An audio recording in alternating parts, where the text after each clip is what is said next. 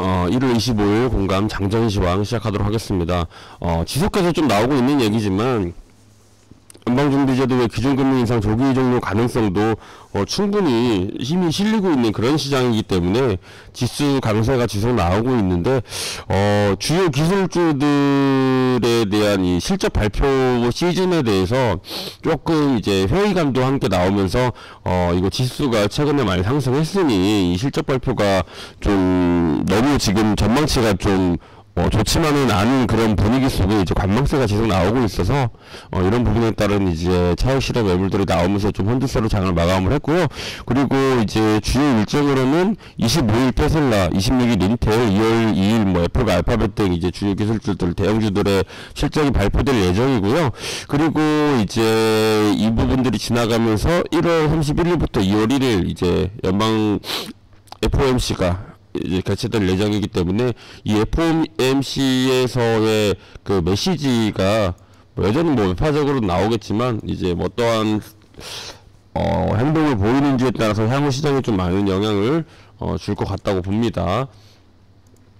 국내 시장 같은 경우에서도 지속해서 금리 인상 속도 조절 기대감 속 당분간 큰 충격은 뭐 없을 것으로 좀 보이고요. 그리고 최근 들어서 금융당국도 그렇고 뭐 여론의 그 압박이 엄청나게 좀 은행 금융주들한테 많이 갔는데 결국에는 예적권 금리를 좀 인하를 하면서 사실상 이제 이 금리 정점론도 불거지고 있기에 국내 증시는 조금 더 빠른 속도로 기대 수급이 좀 들어올 가능성이 존재도 하는 그런 시장이라고 봅니다. 그리고 좋은 점은 2차 전지나 뭐 반도체 위주로 저가 매수세가 지속 유입이 되고 있다라는 점이고요. 그리고 특히 반도체 시장의 뭐 추후 전체적인 전망은 지켜봐야겠지만 현재 약 싸다라는 인식이 확실하게 좀 유입되면서 시장의 저점 수급을 확실하게 유발시키고 있고요. 이렇게 좀 반도체 대형주로 저점 수급이 들어오게 되면은 이게 바로 거래대금 상승화 효과에도 영향을 미치기 때문에 지속해서 좋은 부분들이 좀 나올 것으로 보이고요. 지금 삼성 같은 경우에서는 이제 그 TSMC에 대한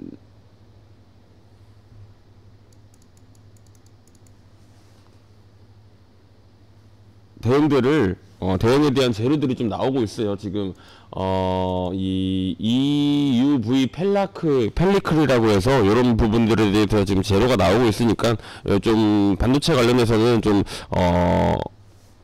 후술할 얘기들이 좀 많이 있지만 지금 확실히 좀 반도체 재료도 나오고 있고 저점 매수세도 좀 유입이 되고 있다라는 점들을 여러분들이 좀 아셨으면 좋겠고 또한 방위사업 계약법 제정 역시 여야 의원 29명이 함께 발의를 하고 있기에 향후 방산주들은 이 방위사업 계약법 흐름에 따라서 등락이 굉장히 크게 나올 수가 있고요. 만약에 통과된다고 하면은 방산주들 전체적으로 한 번씩 더 갈 수 있을 정도로 굉장히 이 계약법 하나로 좀 앞으로의 그 수출 영향에 대한 그 점유율이 달라질 수도 있는 그런 부분들이거든요. 그래서 아마 좀 긍정적으로 검토하지 않을까 싶습니다. 그리고 고실내 마스크 자율화 전환을 앞두고 있으며 중국의 발표에 따르면은 이게 곧 이 국내가 실내 마스크 자율화 전환을 앞두고 있고 그리고 이제 이건 다른 거고 중국의 발표에 따르면 현재 인구의 80% 이상이 이미 코로나에 감염되었다. 뭐 중국이 말하는 거기 때문에 좀 지켜는 봐야겠지만